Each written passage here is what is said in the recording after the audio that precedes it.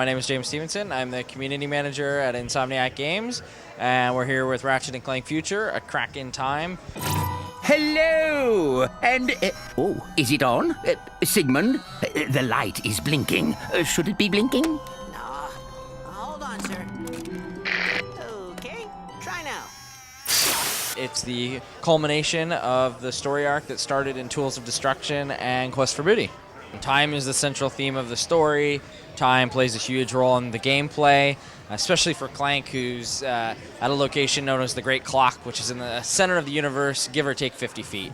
And he learns that he has the ability to create time bubbles, and that he also can create past selves, and that these past selves can help him manipulate certain areas of the clock and get through rooms and the clock. And so there's a lot of very indie-inspired time-based gameplay. Ratchet has a bunch of new weapons.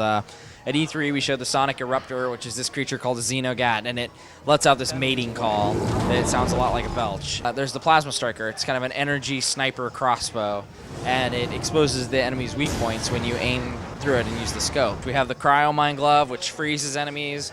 Really great to use with the Plasma Striker. There was a fan contest where we had fans submit weapon designs. We got over 1,000 entries. We whittled that down to 5, and we posted them online for a vote, and the Spiral of Death won. And essentially it's this gun that has this blue energy blade, and when it fires it out, it goes out and you can keep running, and the blade will come back to you. So it's basically like this deadly yo-yo you can fire out.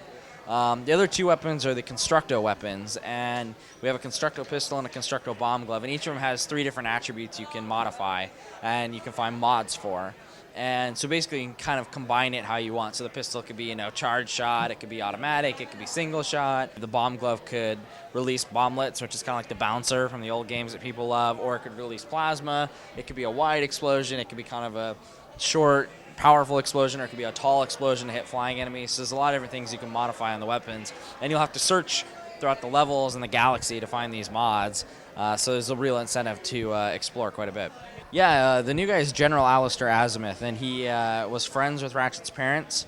He was in exile, which is why he wasn't there when the Lombaxes all took off and disappeared. Ratchet runs into him, and he didn't realize Ratchet was alive, otherwise he would have found him a long time ago. And they kind of form a new relationship. It's kind of like a new father figure to Ratchet. He's never been around someone of his own kind. And what's interesting is that since Ratchet doesn't have Clank as sort of the voice of reason, his voice of reason is now another Lombax. And the whole story around them is kind of about throwing caution to the wind and just trying to get exactly what they want. Ratchet has these new hover boots that allow him to get around the levels really fast, go off of ramps, get up to new high places. That's kind of huge for him. Clank's got a bunch of stuff as far as the time gameplay, like you mentioned. We also have totally redone space. We aren't giving really any details about it yet, but there's a lot of really cool stuff. You'll be able to do some serious exploration in space now. The game just looks beautiful, and the story is really told well and really hilarious, and there's going to be a lot of cool scenes for people to see when it comes out this fall.